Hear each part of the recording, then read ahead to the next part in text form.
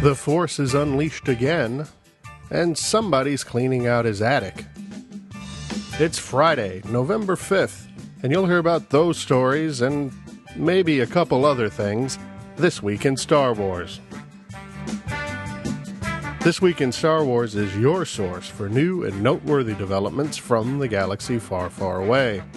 I'm your host, Matt Fox. And now this week's lead story. The Force Unleashed 2 was released last week. The sequel to the most popular Star Wars video game of all time was received by mixed reviews. While the visuals and the graphics of the game received near universal praise, including some sites which claimed that they taxed even the advanced third-generation gaming machines currently on the market, there was also near universal scorn for the apparent short length of the game, with many gamers able to complete it in one sitting. Game control and gameplay also seem, based on the reviews, to be improved over The Force Unleashed 1, but some sites complained that the game lacked the real Star Wars universe feel that the first game was able to capture so easily. As mentioned previously, The Force Unleashed 2 is available for Xbox 360, PlayStation 3, the Wii, and the Nintendo DS, as well as a PC platform. A deluxe version is available for the 360 and PlayStation 3 versions at a premium price, which contain a special 10, a USB thumb drive, and downloadable codes for special in-game skins and other such baubles. Looking for something to put on your holiday wish list? Does your office's Secret Santa program have a price range from $10,000 to $365,000? Are you already looking for the most awesome Halloween costume for 2011? Well, look no further. CBS News reports that an original Darth Vader film-used costume will be on auction at Christie's auction house in the near future. The suit is being sold by an anonymous American private collector, according to the auction site, and is believed to have been used in The Empire Strikes Back. And based on the way it appears, I think that's a fair assessment. The item is one of many in a pop culture and film memorabilia-themed auction, which will take place on November 25th. Christie's estimates that the piece will sell for between $250,000 and $365,000. At that price, if each This Week in Star Wars listener donated $75,000, we'd end up with $300,000, which might be enough to get it. We could then pass it around like some sort of Nerd Stanley Cup. I'm accepting PayPal donations. In other news, the other current Hasbro mail-away action figure offer, overshadowed by the Boba Fett rocket-firing vintage offer, is the Sergeant Brick with Battlemat Clone Wars figure. I neglected to mention in last week's episode that these have been arriving at homes recently, including my own, but it has now also been reported on the internet. Considering the size and weight of the figure and Battlemat, Sergeant Brick is an appropriate name for the item. Despite this heft, or maybe because of it, there are a number of reports of the Brick figure arriving in a damaged, beat-up condition, not unlike the reports of the Boba Fett figure from a couple months ago. Naturally, like any boxed item that is shipped across the country and handled by an unknown number of letter carriers in transit, your mileage may vary.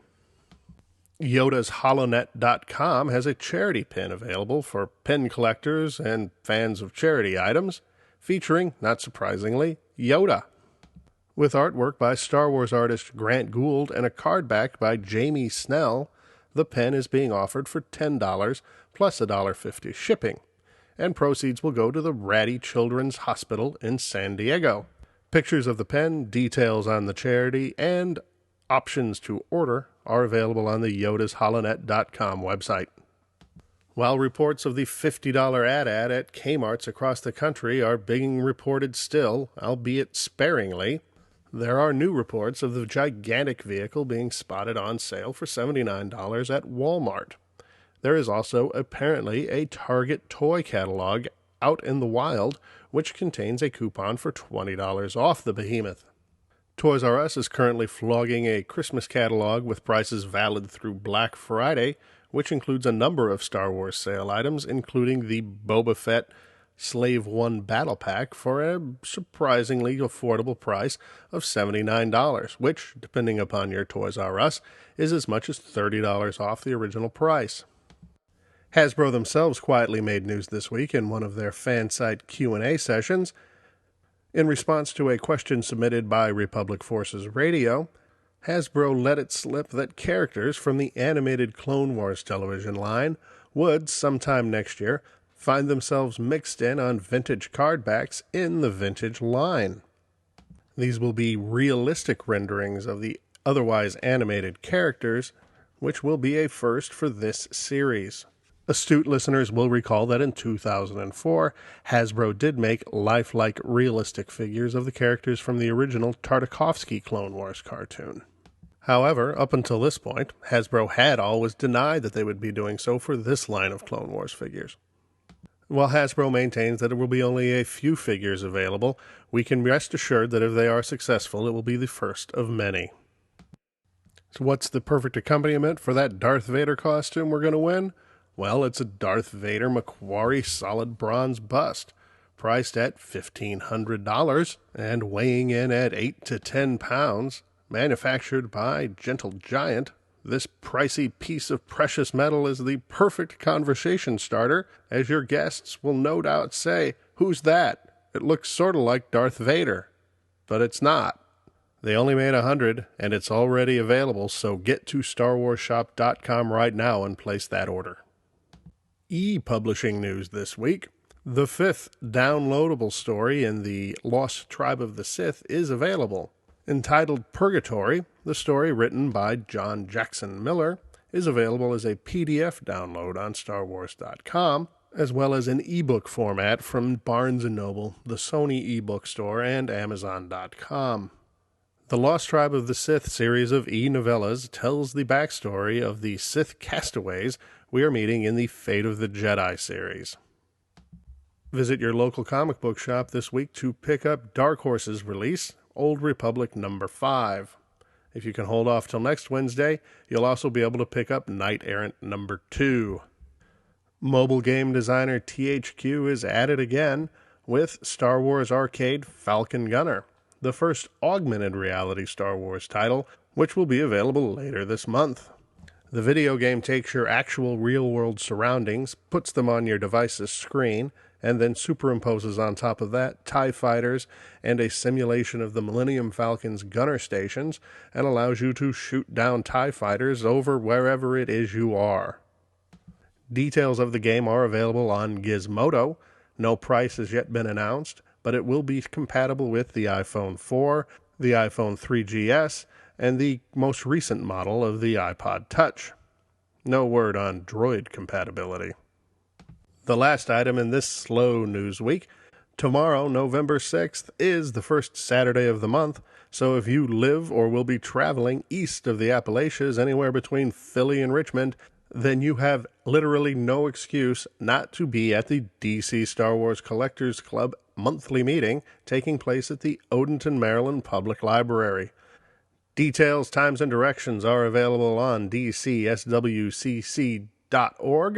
And this month's meeting topic is Turkey, the country, not the bird.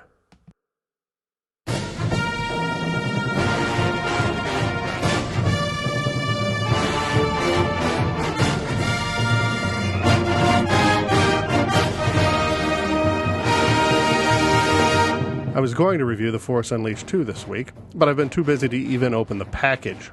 So instead, I'll briefly share my thoughts on the other big release of that day, Clone Wars Season 2.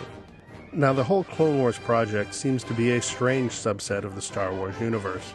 Some fans have simply chosen to ignore the show, be it because they simply don't care or because of the bad taste left in their mouth by the feature film, while those that do watch it tend to think it's quite good. This dichotomy extends to the toys. Some collectors simply refuse to buy them, while those that do tend to think they're some of the best figures that Hasbro makes. Well, as for the original television content, whatever you might have thought of the feature film, sometime by the middle of Season 1, the show had really hit a stride, and by the time Season 2 rolled around, quality episodes were the norm.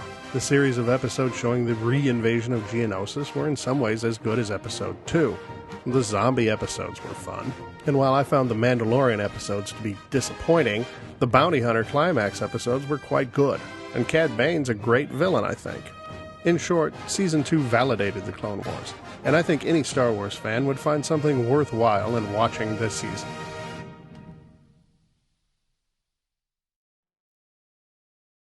And that was This Week in Star Wars. Join us again next week for more news, notes, and developments from the galaxy far, far away. Visit www.thisweekinstarwars.com or www.twisw.com for links to old episodes, news about the show, as well as links to some of the stories we discussed in today's program. You can follow us on our breaking news Twitter feed, TWISWcast, and we welcome comments on our Facebook page. We also welcome news suggestions, questions, and comments via email at host@thisweekinstarwars.com. Help us grow the community. If you enjoyed This Week in Star Wars, please go to iTunes and leave a positive review of the podcast. You've been listening to This Week in Star Wars. We troll the web so you don't have to. This Week in Star Wars is not affiliated with Lucasfilm, its subsidiaries, or any other entity mentioned in this podcast. Star Wars, its characters, and creations are the property of Lucasfilm. All other trademarks are property of their respective trademark owners. This Week in Star Wars is intended for informational and entertainment purposes only. This podcast is copyright 2010 This Week in Star Wars. Invaluable technical assistance provided by WebStorm Interactive. News, comments, and questions can be directed to host@thisweekinstarwars.com.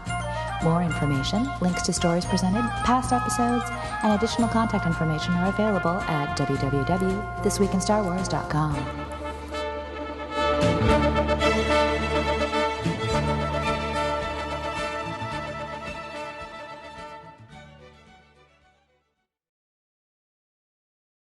I already work around the clock.